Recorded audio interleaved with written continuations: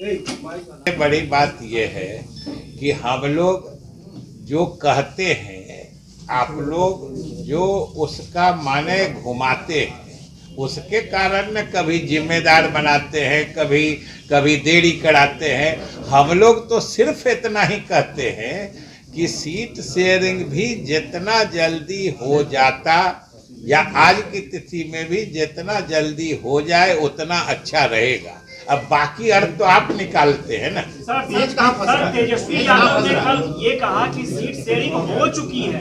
अच्छी बात है, तो आप क्या आप अच्छी बात है, उन्होंने कहा है तो सही कहा होगा। आपको क्या जानकारी नहीं दी गई है? अजय, हमको आप जानते हैं कि हमारे गठबंधन का जो स्वरूप है, राजद का पहले से कांग्रेस और तीनों वामपंथियों के साथ उनका समझौता था।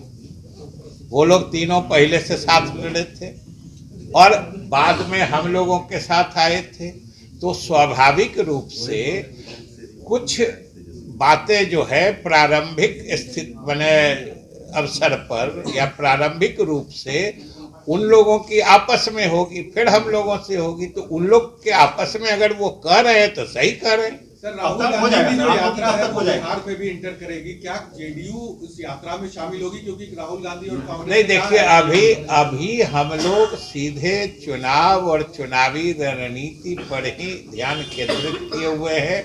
और उसमें भी आपको बता दें कि हम लोग के पार्टी के लिए अभी सबसे प्राथमिकता वाली बात, पूरे पार्टी के लोग, पार्टी के सभी कार्यकर्ता जो हमारा 24 तारीख को जननायक कर्पूरी जी के जन्म शताब्दी पर जो कार्यक्रम है, हम लोग उसमें लगे हुए हैं। और इसके बाद से फिर हम लोग दूसरे कार्यक्रमों में देखें।